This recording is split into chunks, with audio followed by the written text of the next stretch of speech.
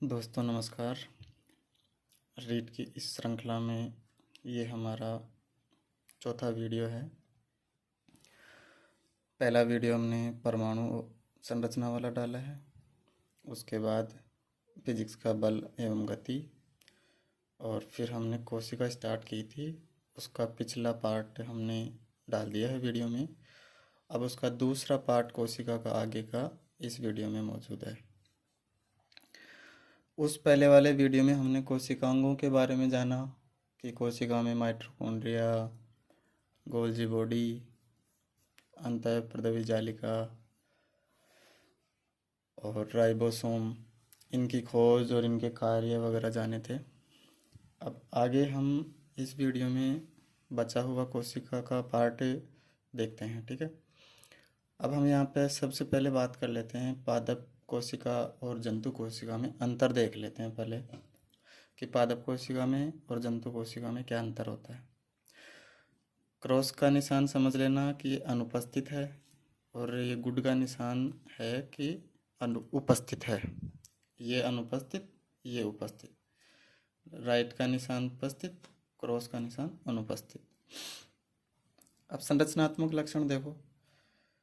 कोशिका भित्ति जंतु कोशिका में नहीं पाई जाती और पादप कोशिका में पाई जाती है। पादप कोशिका में कोशिका भित्ति पाई जाती है, इसीलिए पादप कोशिका विपरीत परिस्थितियों में भी सर्वाइव करती है, जैसे कि सर्दी, गर्मी, बरसात। उसका सारा जो रक्षा है वो कोशिका भित्ति द्वारा ही होता है। हरित लवक जंतु कोशिका में नहीं पाया जाता, पादप कोशिका में पाया जाता है। हरित लवक का काम क्या है? प्रकाश संश्लेषण। अरे मानवों में प्रकाश संश्लेषण थोड़ी ना होता है, पादपों में ही होता है ना। रिक्तिका जंतु कोशिका में छोटी होती है और पादप कोशिका में रिक्तिका बड़ी होती है। ये बड़ी होने के कारण ही इसका केंद्रक है वो परिधि की तरफ पाया जाता है, और इसका जंतु कोशिका का केंद्रक कोशिका के मध्य में पाया जाता है, क्योंकि बड़ी रिक्तिका होती नहीं है, छोटी छोटी होती हैं, और इसमें बड़ी रिक्तिकाएँ होती हैं, इसकी वजह से केंद्रक परिधियों की ओर होता है। तारककाय, सेंट्रोसोम इसमें जंतु कोशिका में होता है, और पादप कोशिका में सेंट्रोसोम अनुपस्थित होता है, ठीक है। एनसीईआरटी का स्टेटमेंट है, जंतु कोशिका में उपस्थित होता है, पादप कोशिका में अनुपस्थित होता है। गोल्जिकाय जंतु कोशिका में विकसित प्रकार का और बहुत ही सक्रिय प्रकार का होता है, बल्कि गोल्जिकाय पादप कोशिका में या तो अनुपस्थित मिलेगा, और अगर उपस्थित मिलेगा तो वो अल्प सक्रिय और अल्प विकसित रूप से मिलेगा। जंतु कोशिका में ये विकसित रूप में मिलेगा। संचित भोजन का स्टोरेज है वो जंतु कोशिका में ग्लाइकोजन के रूप में होता है। क्वेश्चन आया हुआ है एग्जामों में कि जंतु कोशिका में या मानव में भोजन का स्टोर या संचय किस प्रकार से होता है, तो वो ग्लाइकोजन के रूप में होता है, और पादपों में जो भोजन का संचय है वो स्टार्च के रूप में होता है, ठीक है। अब आगे हम इस श्रृंखला में कोशिका चक्र के बारे में जानेंगे कि कोशिका बनने से लेकर उसका विभाजन, मतलब पुरानी कोशिका से नई कोशिका का बनना, यानी जो नई कोशिका बनेगी वो पुरानी कोशिका के विभाजन के फलस्वरूप ही बनेगी। पुरानी कोशिका से नई कोशिका का बनना कोशिका चक्र कहलाता है। किसी कोशिका के निर्माण से लेकर उसके विभाजन चक्र की विभिन्न अवस्थाओं को कोशिका चक्र कहते हैं। जैसे उसका निर्माण प्रारंभ हुआ, और निर्माण के बाद में उसमें विभाजन हुआ, विभाजन के बाद में पुरानी कोशिका से नई कोशिका बनी। इस विभिन्न अवस्थाओं को क्या कहेंगे? कोशिका चक्र। कोशिका चक्र को मुख्य रूप से दो भागों में हम बांट देते हैं। एक होता है अंतरावस्था या इंटरफेज, एक होता है विभाजन परावस्था या डिवीजन फेज या एम फेज। एम का मतलब है मेन फेज। अंतरावस्था में क्या होता है? अंतरावस्था में कोशिका विभाजन के लिए जो आवश्यक पदार्थ होते हैं ना, उनका संश्लेषण होता है इंटरफेज अवस्था में। इंटरफेज अवस्था में विभाजन से संबंधित कोई कार्य नहीं होता है, बल्कि जो विभाजन होता है उससे पूर्व का कार्य होता है इसमें, कि विभाजन के लिए क्या क्या चाहिए। रॉ मटेरियल के लिए जो अंतरावस्था होती है, उसी में रॉ मटेरियल की आवश्यकता की पूर्ति कोशिका के लिए हो जाती है। यानी कि अंतरावस्था के अंदर विभाजन के लिए जो आवश्यक पदार्थ होंगे उनका संश्लेषण होता है। यानी कि इसके हम कोशिका विभाजन की तैयारी अवस्था भी कहते हैं। यानी कोशिका विभाजन से पहले की जो तैयारियां हैं वो सारी अंतरावस्था के अंदर ही होती हैं। यानी दो विभाजनों के बीच की अवस्था, विभाजन खत्म हुआ, उसके बाद विभाजन प्रारंभ होगा, तो खत्म होने के बाद से लेके प्रारंभ होने के पहले तक की जो स्टेज होती है वो अंतरावस्था होती है, ताकि उसमें आवश्यक पदार्थों की जो आवश्यकता है वो इसमें पर्याप्त रूप से तैयार की जा सके। अब अंतरावस्था को मुख्य 3 प्रकार से हम बांट सकते हैं इसमें। फर्स्ट है जीवन फेज, या इसे कहते हैं हम प्रथम वृद्धि काल या फर्स्ट ग्रोथ पीरियड। जीवन फेज में क्या होता है, जी का मतलब होता है ग्रोथ, वृद्धि काल। जीवन फेज में क्या होता है, ये पूरी कोशिका विभाजन का जो समय होता है उसका 30 से 40% भाग इस समय लगता है इसमें। जैसे कि 100 मिनट का समय लगेगा, एक उदाहरण दे रहा हूँ, लगता नहीं है। 100 मिनट के समय में 30 से 40 मिनट इसमें लग जाएंगे। 100 सेकंड का मान लो, 100 सेकंड के समय में 30 से 40 सेकंड इस अवस्था में लग जाएंगे। इसमें होता क्या है, डीएनए के संश्लेषण हेतु प्रोटीन और आरएनए का निर्माण होता है जीवन फेज में। क्वेश्चन यहाँ से ही मिलेगा, समय का तो इतना नहीं है कि जीवन फेज में क्या कार्य होता है। क्या होता है, प्रोटीन और आरएनए का निर्माण होता है जीवन फेज में, ठीक है। उसके बाद आती है एस फेज, संश्लेषी काल या सिंथेसिस पीरियड। ये कुल टोटल समय का 20 से 30% इसमें खपत होती है समय की। और इसमें होता क्या है, डीएनए का संश्लेषण। ध्यान रखना, जीवन फेज में प्रोटीन और आरएनए का निर्माण होता है, जो किसके लिए आवश्यक है, डीएनए के संश्लेषण के लिए। अब डीएनए का संश्लेषण कौन सी अवस्था में होता है, वो संश्लेषी एस फेज में। उसके बाद में जी2 फेज, जी2 फेज में समय लगता है कितना, 10 से 20%। और आवश्यक प्रोटीन है वो उसका संश्लेषण होता है इसमें। जो कोशिका विभाजन के लिए जो आवश्यक प्रोटीन की ज़रूरत पड़ेगी, प्रोटीन की जो ज़रूरत पड़ेगी वो इस जी2 फेज में ही उस प्रोटीन का संश्लेषण होता है। अब इसको हमने कोशिका चक्र को 2 भागों में बांटा था, पहला इंटरफेज और दूसरा हम एम फेज या विभाजन अवस्था।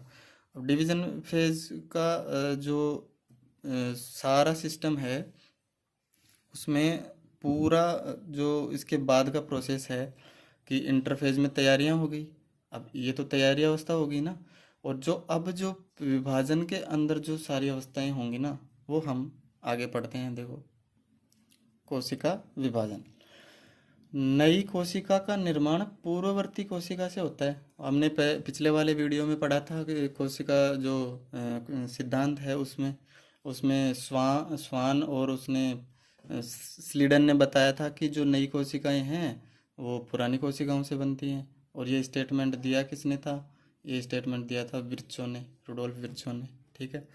पूर्ववर्ती कोशिका को हम मातृ कोशिका कहते हैं या जनक कोशिका कहते हैं, पेरेंट सेल, ठीक है, पेरेंट सेल।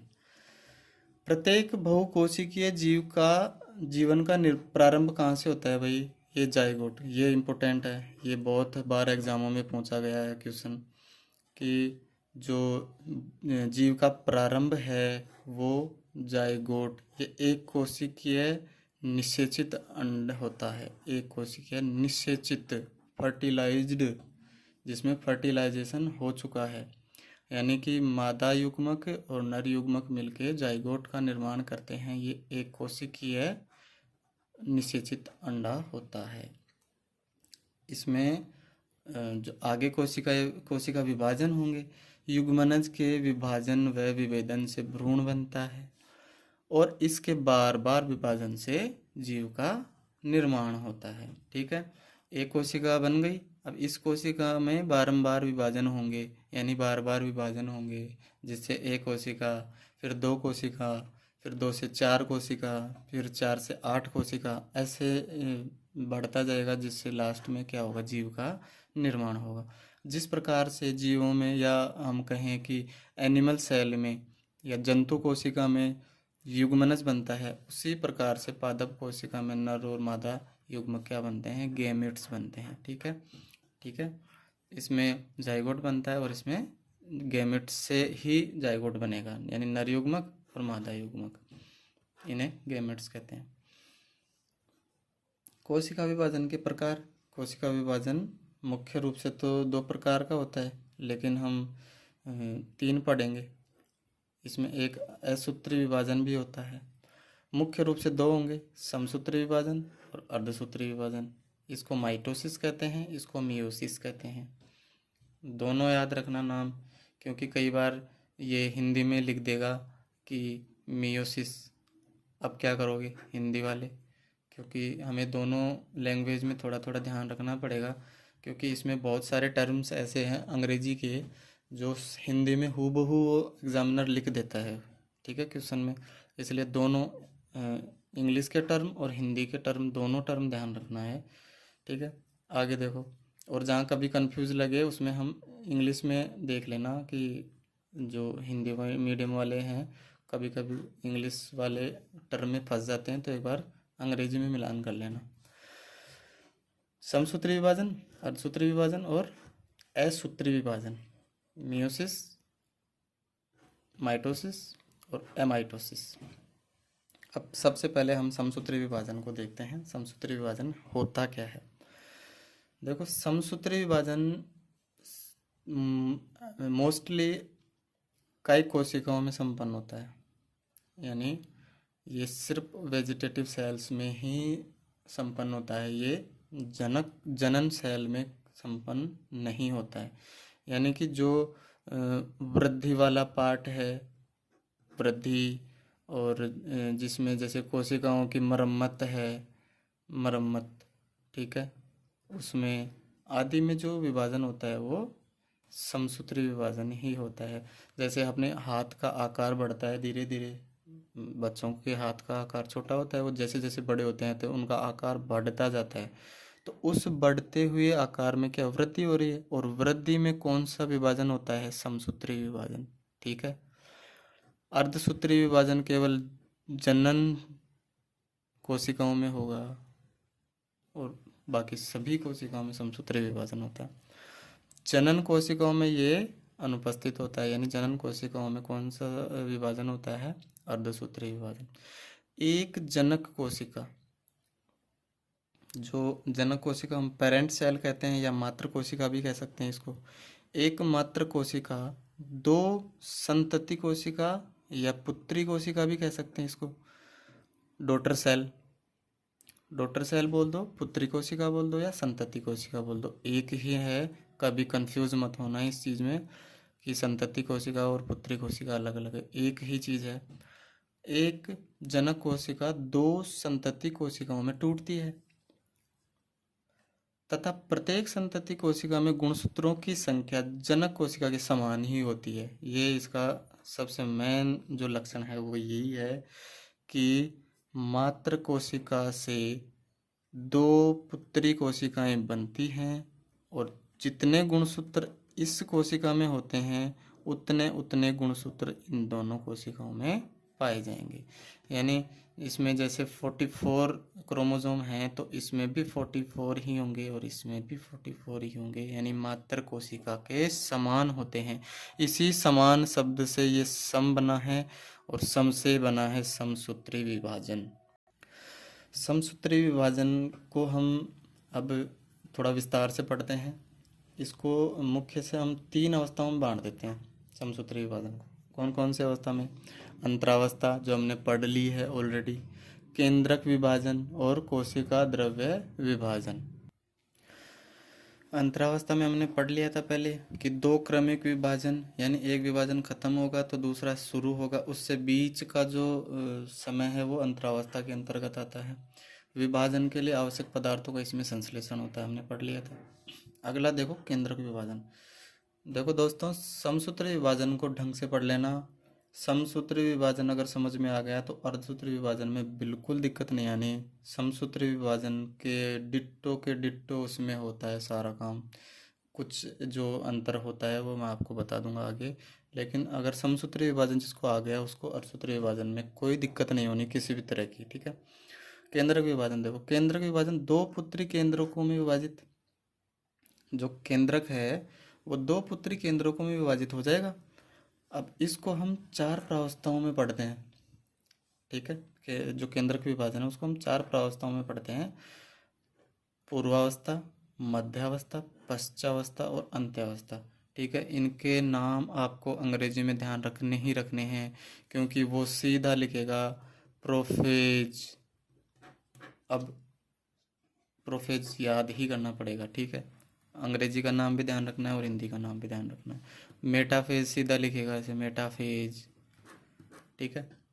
तो ये याद ही रखना है, प्रोफेज, मेटाफेज, एनाफेज और टीलोफेज, ठीक है। अब देखो हम सबसे पहले पढ़ते हैं प्रोफेज।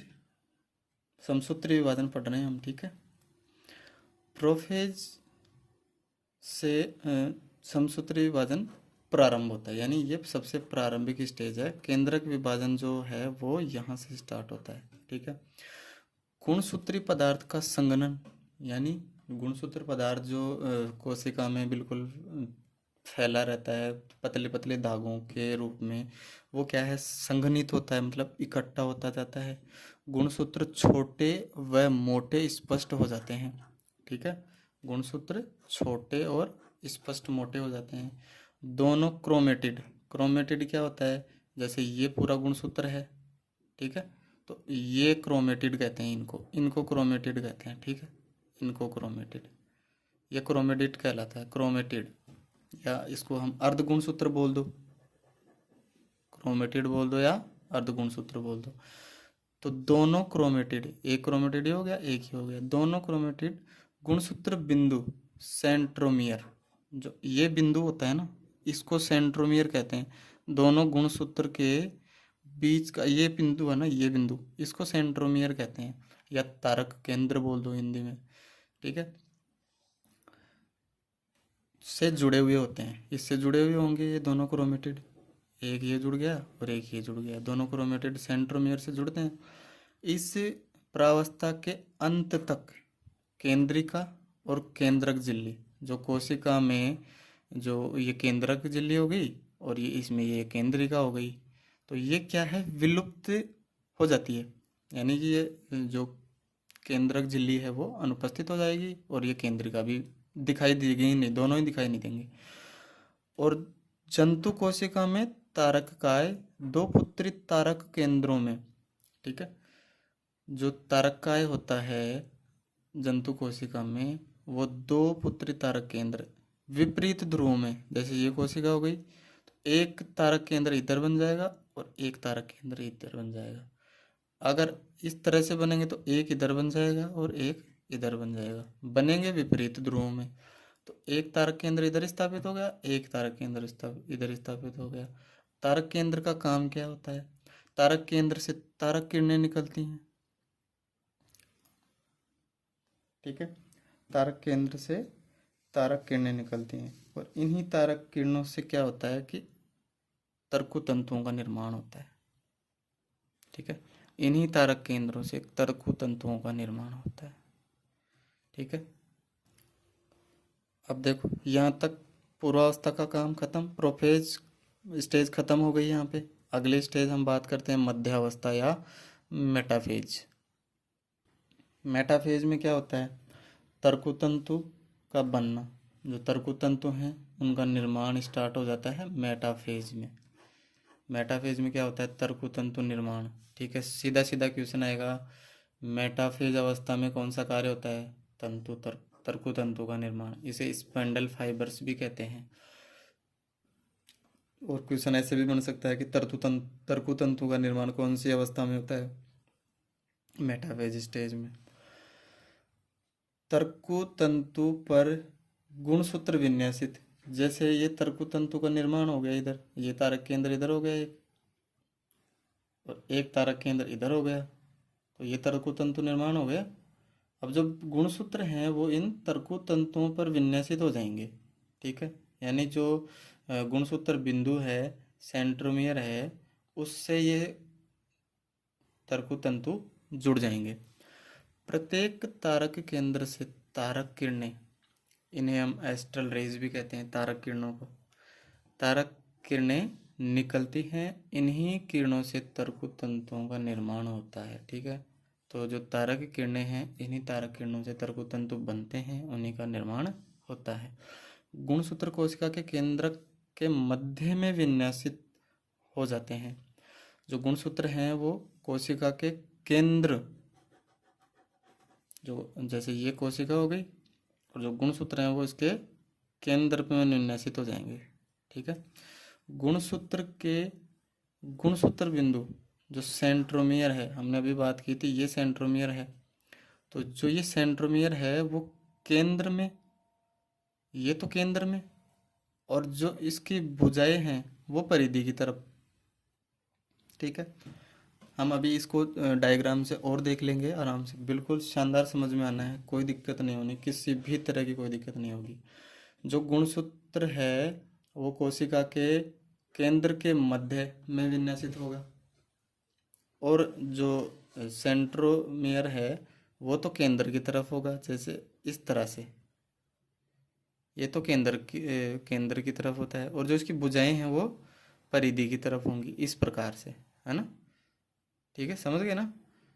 इस प्रकार ये भुजाएं तो परिधि की ओर होंगी, और जो सेंट्रोमियर है वो केंद्र की तरफ होता है। यहाँ तक मध्यावस्था का काम खत्म है। पश्चावस्था में क्या होता है, एनाफेज में गुणसूत्र के दोनों क्रोमेटिड पृथक होकर ध्रुवों की ओर गमन करने लग जाते हैं। जैसे ये सेंट्रोमियर से जुड़े थे दोनों, अब ये क्या करेंगे, अलग होकर ऐसे, एक इधर जाएगा, एक इधर जाएगा। तो इस तरह से अब क्या होगा, जो सेंट्रोमियर वाला पार्ट है वो परिधि की ओर, और जो भुजाएं हैं वो केंद्र की तरफ हो जाएंगी, इस तरह से। इसका जस्ट उल्टा, यहाँ पर क्या था, जो सेंट्रोमियर था वो केंद्र की तरफ था, भुजाएं परिधि की तरफ थी। लेकिन यहाँ पे क्या हुआ, जो भुजाएं हैं वो तो केंद्र की तरफ हो गई, और सेंट्रोमियर क्या हो गया, परिधि की तरफ हो गया, क्योंकि ये इस तरह से खींचते चले जाएंगे, इधर इधर परिधि की ओर खींचेंगे, परिधि की ओर खींचते चले जाएंगे। गुणसूत्रों का ध्रुवों की ओर अभिगमन तर्कु तंतु के संकुचन से नियंत्रित होता है। इम्पोर्टेंट लाइन है, जो तर्कु तंतु हैं उनके संकुचन से जो इनकी गति है वो नियंत्रित होती है। इसे पश्चावस्था अभिगमन या एनाफेजिक मूवमेंट कहते हैं। बहुत इंपॉर्टेंट लाइन है। एनाफेजिक मूवमेंट क्या होता है कि जो गुणसूत्र ध्रुव की ओर जाते हैं वो तर्कु तंतुओं के जो संकुचन है उससे नियंत्रित होता है, और गुणसूत्रों का ध्रुवों की ओर अभिगमन करना ही एनाफेजिक मूवमेंट या पश्चावस्था अभिगमन कहलाता है। सर्वप्रथम सेंट्रोमियर ध्रुवों की ओर, अभी हमने बात की सेंट्रोमियर तो ध्रुवों की ओर, और जो इसकी भुजाएं हैं वो परिधि केंद्र की ओर जाएंगी, और भुजाएं मध्यवर्ती क्षेत्र की ओर, और सेंट्रोमियर ध्रुवों की ओर। और उससे पहले क्या था, सेंट्रोमियर तो केंद्र में था और भुजाएं परिधि की ओर थी। लेकिन अब ये जब मूवमेंट होगा एनाफेजिक मूवमेंट, तो उससे क्या होगा, भुजाएं तो केंद्र की तरफ हो जाएंगी और जो सेंट्रोमियर है वो परिधि की ओर खींचता चला जाएगा। यहाँ तक एनाफेज अवस्था का काम कंप्लीट है। अब लास्ट की जो है टीलोफेज अवस्था देखेंगे। पुत्री गुणसूत्र दोनों ध्रुवों पर पहुंच जाते हैं और अकुंडलित होकर जाल बना लेते हैं। इस प्रकार प्रत्येक ध्रुव पर गुणसूत्रों का समूह बन जाता है। भाई एक जैसे ये गति करके जा रहे थे, इस तरह से गति करके जा रहे थे, तो ये इधर जाके इकट्ठा हो जाएंगे ध्रुवों की तरफ। इधर वाले गुणसूत्र तो इधर इकट्ठा हो जाएंगे, और जो इधर वाले गुणसूत्र हैं वो इधर इकट्ठे हो जाएंगे, दोनों ध्रुवों की तरफ अलग अलग। केंद्रक आवरण निर्माण प्रारंभ हो जाएगा। अब इनके ऊपर जो केंद्रक आवरण है वो निर्माण इसका स्टार्ट हो जाएगा। केंद्रिका का निर्माण भी स्टार्ट हो जाएगा। यहाँ पे इधर भी केंद्रक का आवरण निर्माण स्टार्ट हो जाएगा, केंद्रिका का निर्माण भी स्टार्ट हो जाएगा। प्रत्येक केंद्रक में केंद्रिका का परिवर्तन भी होने लगता है, यानी केंद्रिका का निर्माण भी यहाँ पर होने लग जाता है। ठीक है, ये यहाँ पे टीलोफेज भी कंप्लीट हो जाती है। देखो इसको हम थोड़ा सा डायग्राम से देख लेते हैं। प्रोफेज है, प्रोफेज में क्या होता है, प्रोफेज में जो गुणसूत्र हैं वो संघनित हो जाते हैं, और संघनित होकर क्या होता है, उनमें वो छोटे और मोटे हो जाते हैं, ताकि जो आगे जो विभाजन का कार्य है वो आसान हो जाए। इस तरह से क्या होता है, जो दोनों क्रोमेटिड हैं वो जो अर्ध गुणसूत्र हैं ये मोटे हो जाएंगे और ये छोटे आकार के हो जाएंगे, और ये गुणसूत्र बिंदु से जुड़े होते हैं। ठीक है, इस अवस्था के अंत तक क्या होता है, केंद्रक जो झिल्ली होती है वो दिखती नहीं है, और जो केंद्रिका है वो भी गायब हो जाती है। जंतु कोशिका में जो तारक काय है वो दो पुत्री कोशिकाओं में विभाजित हो जाएगा, इधर इधर तारक तारक दो तारक केंद्रकों में हो जाएगा विभाजित। ये तो प्रोफेज का काम कंप्लीट हो गया, यहाँ पे इतना सही काम है। मेटाफेज में क्या है, मेटाफेज में जो गुणसूत्र हैं वो इन तर्कुतंतु है ना उससे जुड़ जाएंगे। मेटाफेज में इतना ही होता है, तो गुणसूत्र हैं वो तर्कुतंतुओं पर विन्यासित हो जाएंगे, और तारक किरणें निकलेंगी, और इन तारक किरणों से क्या होता है, तर्कुतंतुओं का निर्माण हो जाता है। और जो इनका जो सेंट्रोमियर है वो तो केंद्र में होता ही है, तो ये एक तरह से एक प्लेट में विन्यासित हो जाएंगे मेटाफेज में, जिसे मेटाफेजिक प्लेट भी कहते हैं। थोड़ा सा ध्यान रख लेना, इसको मेटाफेजिक प्लेट भी कह देते हैं। इस प्रकार से क्या है, गुणसूत्र के गुणसूत्र बिंदु हैं वो केंद्र में, गुणसूत्र बिंदु तो केंद्र में हो गए, और जो इसकी जो भुजाएं हैं वो परिधि की तरफ विन्यासित हो जाती हैं। ये मेटाफेज का काम है, इतना सा बस। एनाफेज का क्या काम है, अब एनाफेज में क्या होता है कि ये सेंट्रोमियर है वो दो भागों में टूट जाएगा, एक भाग इधर आ जाएगा और एक भाग इधर आ जाएगा। इस तरह से ये दोनों क्रोमेटिड अलग अलग हो गए यहाँ पे। ठीक है, इसी तरह से इस गुणसूत्र का भी अलग अलग हो जाएंगे दोनों क्रोमेटिड। अब क्या होता है, यहाँ पे सेंट्रोमियर तो परिधि की ओर हो गया, और इसकी भुजाएं वो केंद्र की ओर हो गई। ये एनाफेज का काम है, इतना ही याद रखना है बस। और ये इसमें क्या होता है, ये खिंचता चला जाएगा। एनाफेज में क्या होगा, ये केंद्र से परिधि की ओर खिंचता चला जाएगा, और जो ये इसका खिंचना है यानी ध्रुवों की ओर अभिगमन है, इसे हम एनाफेजिक मूवमेंट भी कहते हैं। ठीक है, यहाँ पे एनाफेज कंप्लीट है। टीलोफेज में क्या होता है, टीलोफेज में जो लास्ट का काम है कि ये दोनों ध्रुवों की तरफ पहुँच जाते हैं, और इन पर केंद्रक का निर्माण भी स्टार्ट हो जाता है, और केंद्रिका का निर्माण भी स्टार्ट हो जाता है। इस तरह से अब क्या होता है, इस कोशिका में दो केंद्रक बन गए। अब दोनों केंद्रक बन गए यानी जो विभाजन, केंद्रक का विभाजन है वो कंप्लीट हो गया।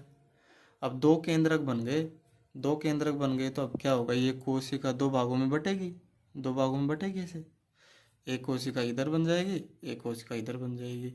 तो समसूत्री विभाजन में क्या हुआ, एक कोशिका से दो कोशिकाएं निर्माण हो गई, और दोनों में क्या है, गुणसूत्रों की संख्या मात्र गुणसूत्रों के समान होती है। ठीक है दोस्तों, इस तरह से समसूत्री विभाजन कंप्लीट होता है। अब देखो उसमें हमने केंद्रक विभाजन पढ़ लिया, प्रोफेज पढ़ ली, मेटाफेज पढ़ ली, एनाफेज पढ़ ली, टीलोफेज पढ़ ली। दो केंद्रक बन गए एक कोशिका में। अब क्या होगा, वो केंद्रक से दो कोशिकाएं बनेगी, एक कोशिका में दो केंद्रक बन गए तो दो कोशिकाओं का निर्माण होगा। तो अब उसमें क्या है, पूरे कोशिका द्रव्य का विभाजन होता है, यानी उसमें जो सारे कोशिकांग हैं, जैसे एक कोशिका हो गई, इसमें दो केंद्रक हो गए और इधर एक केंद्रक ये हो गया, तो अब इसके जो अंदर जो कोशिका द्रव्य है वो भी दो भागों में बटेगा। तो आधा हिस्सा इधर आ जाएगा और आधा हिस्सा इधर आ जाएगा। तो आधे कोशिकांग तो इधर आ गए, आधे कोशिकांग इधर आ गए। इस तरह से एक कोशिका से दो कोशिकाओं का निर्माण होता है। तो अब हम जो कोशिका द्रव्य विभाजन है वो पढ़ेंगे, साइटोकाइनेसिस। अंग्रेजी का टर्म भी याद रखना, साइटोकाइनेसिस। केंद्रक विभाजन के पश्चात कोशिका द्रव्य विभाजन शुरू होता है। केंद्रक विभाजन हो गया, अब केंद्रक के विभाजन के बाद दो कोशिकाओं का निर्माण होगा। एक कोशिका में दो केंद्रक बन जाते हैं तो उनसे दो कोशिकाओं का निर्माण होता है।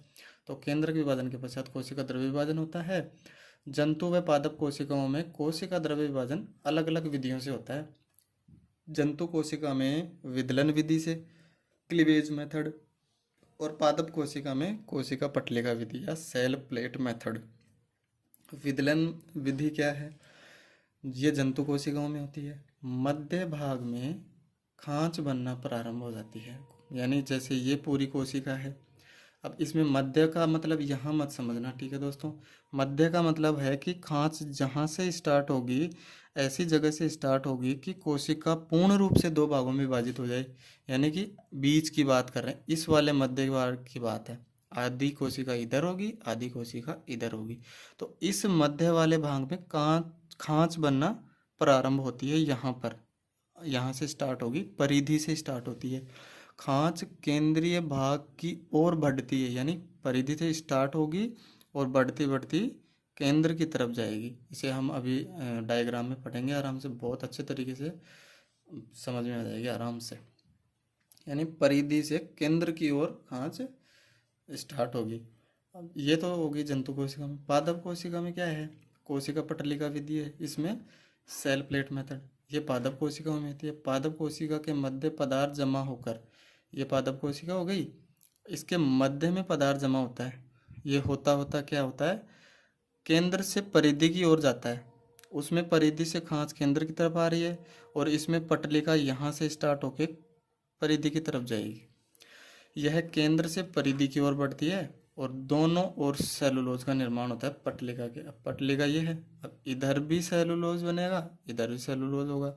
इस तरह से दोनों तरफ क्या होता है? सेलुलोज का निर्माण होता है, जिससे कोशिका भित्ति का निर्माण होगा।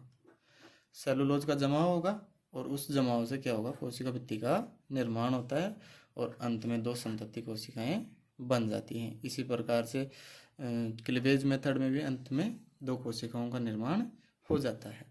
अब इसको थोड़ा हम डायग्राम से देख लेते हैं, दोनों का, विदलन विधि का और कोशिका द्रव्य विभाजन का। देखो, विदलन विधि में ये होता है, कोशिका है वो खांच उसके मध्य से प्रारंभ होती है। आधी कोशिका इधर होगी, आधी कोशिका इधर होगी, तो बीच में से खांच स्टार्ट होती है, परिधि से स्टार्ट होती है और ये खांच बढ़ती बढ़ती केंद्र की तरफ जाती है और अंत में दो पुत्री कोशिकाओं का निर्माण हो जाता है। इसी प्रकार से कोशिका पटलिका विधि में जो पटलिका बनती है ना, वो केंद्र से तो स्टार्ट होती है और बढ़ती बढ़ती परिधियों की ओर जा रही है। देखो, परिधि की ओर बढ़ रही है, अंत में ये क्या हो जाएगा? धीरे धीरे दो कोशिकाओं में विभाजित हो जाएगी। तो इस प्रकार से जो कोशिका द्रव्य विभाजन है, ये तो जंतु कोशिका में होता है और ये पादप कोशिका में होता है।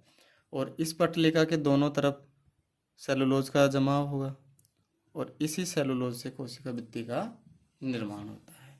ठीक है दोस्तों, अब समसूत्री विभाजन है, उसका महत्व देख लेते हैं हम कि समसूत्री विभाजन का क्या महत्व है, समसूत्री विभाजन क्यों होता है। शरीर की वृद्धि और अंगों का निर्माण व उनकी मरम्मत। जैसे कि कोई हमारे घाव हो गया, अब वो घाव जैसे जैसे भरता है तो वहाँ पे कोशिकाएं बनती हैं नई, तो उन कोशिकाओं का जो विभाजन है वो समसूत्री विभाजन ही उनमें होता है। और कुछ जो निम्न श्रेणी के जीव हैं उनमें इस विभाजन से अलैंगिक जनन, एसेक्सुअल रिप्रोडक्शन होता है। कि जैसे ये एक कोशिका हो गई, इसमें समसूत्री विभाजन होगा, इससे नया जो जीव है उसका उत्पन्न हो जाएगा। कोशिका विभाजन से एक जीव से दो जीव बन जाएंगे। इस तरह से इनमें क्या होता है? अलैंगिक जनन होता है, जो कि समसूत्री विभाजन द्वारा ही कंप्लीट होता है। ठीक है दोस्तों, अब इसके बाद हम अर्धसूत्री विभाजन देखते हैं। देखो, अर्धसूत्री विभाजन, जो काम समसूत्री विभाजन की अवस्थाओं में हो रहा है, लगभग वही काम अर्धसूत्री विभाजन की अवस्था में होता है। बस थोड़ा सा अंतर ध्यान रखना है, वो हम देख लेते हैं। यह लैंगिक जनन के समय द्विगुणित कोशिकाओं में होता है। देखो, लैंगिक जनन, और वो क्या होता है समसूत्री विभाजन में? अलैंगिक जनन। द्विगुणित कोशिकाएं 2n लिखते हैं द्विगुणित को, से अगुणित युग्मक बनते हैं यानी n, यानी कि जैसे ये कोशिकाओं में 2n हो गई तो इससे दो कोशिकाएं जो बनेंगी ये n बनेगी, ये n बनेगी। इस तरह से दो अगुणित कोशिकाओं का निर्माण होता है द्विगुणित कोशिकाओं से। फलस्वरूप बनी संतति कोशिकाओं में गुणसूत्रों की संख्या जनक कोशिका की तुलना में आधी रह जाती है। देख लो भाई, इसमें 2n है तो ये एक n तो ये हो गई, एक n ये हो गई, यानी इसकी आधी हो गई ना, इस कोशिका में भी आधी हो गई और इस वाली कोशिका में इसकी आधी हो गई। तो जो मात्र कोशिका में गुणसूत्रों की संख्या है वो पुत्री कोशिकाओं में मात्र कोशिका की आधी रह जाती है। इसी आदि के चक्कर में इसको अर्धसूत्री विभाजन हम कहते हैं। अर्धसूत्री विभाजन 2 चरणों में संपन्न होता है। अर्धसूत्री विभाजन प्रथम, अर्धसूत्री विभाजन द्वितीय। एक द्विगुणित कोशिका से 4 कोशिकाएं निर्मित होती हैं। 2 कोशिकाएं अर्धसूत्री फर्स्ट में हो जाएंगी और 2 कोशिकाएं अर्धसूत्री द्वितीय में बन जाएंगी। इस तरह से एक कोशिका से 2 अर्धसूत्री फर्स्ट में बन गई, 2 अर्धसूत्री सेकंड में बन गई, तो कितनी कोशिकाएं बन गई? 4 कोशिकाएं बन गई एक कोशिका से। इस तरह से द्विगुणित कोशिका से 4 अगुणित कोशिकाओं का निर्माण होता है।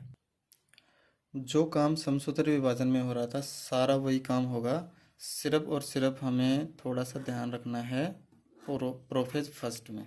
प्रोफेज फर्स्ट में जो काम थोड़ा सा अलग होता है वो होता है क्रॉसिंग ओवर का। बाकी पूरा का पूरा काम जो समसूत्री विभाजन में होना है वो होना है।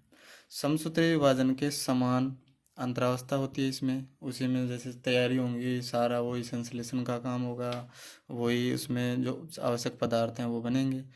गुणसूत्रों की संख्या आधी रह जाती है, अतः इसे न्यूनकारी विभाजन भी कहते हैं, रिडक्टिव डिवीजन।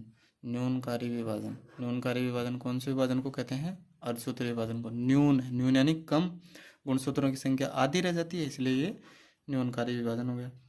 समसूत्री के समान चारों प्रावस्थाएं होती हैं। देखो, समसूत्री विभाजन के समान चारों प्रावस्थाएं होंगी, बस सिर्फ और सिर्फ ध्यान रखेंगे थोड़ा सा प्रोफेज फर्स्ट में। प्रोफेज फर्स्ट में क्या होता है? समसूत्री की तुलना में अधिक लंबी होती है। अधिक लंबी होने का रीजन क्या है कि इसमें क्रॉसिंग ओवर का कार्य होता है। समसूत्री विभाजन के समान इसमें कार्य होंगे। अलग कार्य कौन सा होगा? समसूत्री विभाजन से जो अलग कार्य होगा वो कौन सा होगा कि इसमें जो समान जीन रखने वाले समजात गुणसूत्र हैं ना, जैसे कि त्वचा का रंग है, उसमें जैसे ये गुणसूत्र तो हो गया माता का, ये गुणसूत्र हो गया पिता का। कौन सी चीज़ का? त्वचा के रंग का। ये पिता का हो गया, ये माता का हो गया। अब इनमें जो क्रॉसिंग ओवर होगा जिससे माता के कुछ लक्षण आ जाएंगे, कुछ पिता के लक्षण आ जाएंगे, तो इसी को क्रॉसिंग ओवर कहते हैं। गुणसूत्र के क्रोमेटिड कुंडलित होकर अपने भागों का आदान प्रदान करते हैं जिसे जीन विनिमय या क्रॉसिंग ओवर कहते हैं। थोड़ा सा इसको हम देख लेते हैं डायग्राम से। जैसे ये माता का गुणसूत्र है और ये पिता का गुणसूत्र है, ये इस प्रकार से देखो क्रॉस कर रहे हैं यहाँ पे, तो इसी कारण इसको क्रॉसिंग ओवर कहते हैं। तो अब जो ये माता के गुण हैं और इधर से ये पिता के गुण हैं, तो क्रॉसिंग ओवर होने के बाद में क्या होगा? देखो, इनका आदान प्रदान हो गया, पिता वाले गुण इधर आ गए, माता वाले गुण इधर चले गए। इस तरह से ये क्रॉस होने के कारण इसको क्रॉसिंग ओवर कहते हैं, ताकि जो नई संतति हो वो अपने माता और पिता से थोड़ा भिन्न हो। और भिन्न होने का कारण क्या है कि जैव विकास के लिए ज़रूरी होता है कि जीवों में कुछ ना कुछ विभिन्नताएं आनी चाहिए, नहीं तो सारे इंसान दुनिया में एक ही शक्ल के हो जाएंगे तो जीना मुश्किल हो जाता है। पता नहीं कौन सा काम करके कौन चला जाएगा और बेचारा कौन फंस जाएगा। इसलिए थोड़ा सा जीवों में विभिन्नता आना भी आवश्यक है, और ये विभिन्नता आती है सिर्फ क्रॉसिंग ओवर की वजह से। और बाकी और भी रीज़न होते हैं, उत्परिवर्तन वगैरह भी कुछ होता है, लेकिन मस्ट यही है क्रॉसिंग ओवर, जिससे कि जीवों में विभिन्नता आती है। अब थोड़ा सा देख लो अर्धसूत्री विभाजन की जो प्रोफेज सेकंड है, अब प्रोफेज सेकंड वो लंबी अवधि की नहीं होती है। भाई प्रोफेज फर्स्ट में जी क्रॉसिंग ओवर का काम हो रहा है, इसलिए वो लंबी अवस्था की होगी। लेकिन जो अर्धसूत्री सेकंड होगा ना, उसकी जो प्रोफेज सेकंड होगी वो लंबी नहीं होती है, क्योंकि उसमें क्रॉसिंग ओवर का काम नहीं होता है। अर्धसूत्री विभाजन का महत्व क्या है? अर्धसूत्री विभाजन से कायिक कोशिकाओं में गुणसूत्रों की संख्या पीढ़ी दर पीढ़ी समान बनी रहती है। जिस प्रकार से कोशिका में गुणसूत्रों की संख्या आधी जाती है, तो वो पीढ़ी दर पीढ़ी क्या रहती है? समान रहती है। जीन विनिमय के कारण आनुवंशिक गुणों में नए संयोग बनते हैं, जिससे जीवों में आनुवंशिक विभिन्नताएं उत्पन्न होती हैं, जो कि जैव विकास का आधार है, यानी कि विभिन्नताएं होना आवश्यक है। अब तीसरा जो हम पढ़ रहे थे, असूत्री विभाजन, इसमें केंद्रक लंबा होकर सीधे ही जो दो भागों में विभाजित हो जाता है, और उसके बाद केंद्रक का दो भागों में बढ़ते ही कोशिका द्रव्य का विभाजन हो जाएगा। इसलिए इसको प्रत्यक्ष केंद्रक विभाजन भी कहते हैं, जो जीवाणु, कवक, प्रोटोजोआ और शैवाल आदि में हमें देखने को मिलता है। अब हम थोड़ा सा अर्धसूत्री विभाजन को और थोड़ा सा हम पढ़ लेते हैं। देखो, इसमें क्या होता है, जो प्रोफेज फर्स्ट होती है वो कार्य समान होता है, जैसे कि समसूत्री विभाजन में काम होता है। वही गुणसूत्र छोटे होंगे, मोटे होंगे, और जो इनका सेंट्रोमियर है उससे वो जुड़े हुए होंगे। फिर मेटाफेज जो फर्स्ट है उसमें वही दो ध्रुव तारक केंद्र बन जाएंगे दो, फिर वो इससे सेंट्रोमियर से जुड़ जाएंगे, और जो ये कोशिका की मध्य प्लेट है इस पे ये विन्यासित हो जाएंगे मेटाफेज में। एनाफेज में क्या है, फिर जो ये गुणसूत्र हैं वो केंद्रों की तरफ खींचते चले जाएंगे, जिससे ये सेंट्रोमियर तो परिधि की तरफ, और इसकी जो भुजाएं हैं वो केंद्र की तरफ हो जाएंगी, वही एनाफेज वाला काम।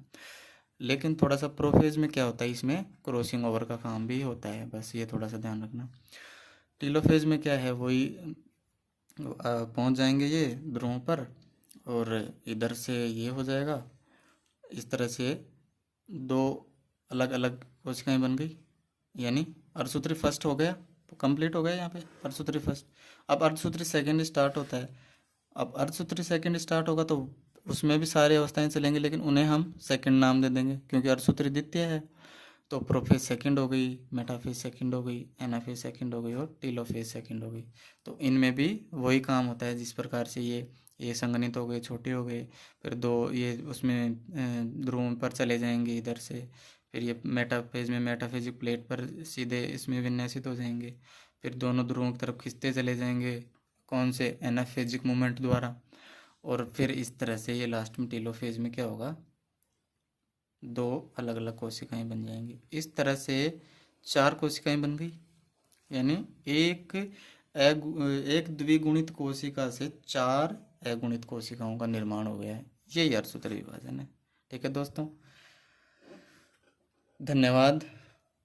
और रीट की एग्ज़ाम डेट आ गई है, 25 फरवरी से 28 फरवरी के बीच में एग्ज़ाम होना है, ज़्यादा टाइम बचा नहीं है। तो आप मेरे वीडियो को स्पीड में बढ़ाकर आप रिवीजन कर सकते हैं। जब भी आप फ्री टाइम में हों, आप मेरा वीडियो आराम से चला के सुन लो, आपका एक क्विक रिवीजन हो जाएगा, क्योंकि मैटर सबके पास पड़ा है, कोई दिक्कत नहीं है, नया मैटर किसी को भी नहीं चाहिए, और नया मैटर मिलने से अब कोई मतलब भी नहीं है। जो आपके पास मैटर है वही पढ़ो, सिर्फ रिवीजन के लिए मेरा जो वीडियो है वो देखो आराम से, फास्ट आपका रिवीजन होगा। आपको अलग से कुछ भी नहीं पढ़ना है, आराम से टॉपिक को पढ़ लो, और क्विक रूप से जैसे फ्री बैठे रहो, आराम से वीडियो सुन लो चला के, आपका आराम से रिवीजन हो जाएगा। ठीक है, धन्यवाद। तैयारी करो, मस्त रहो, खुश रहो। ठीक है दोस्तों।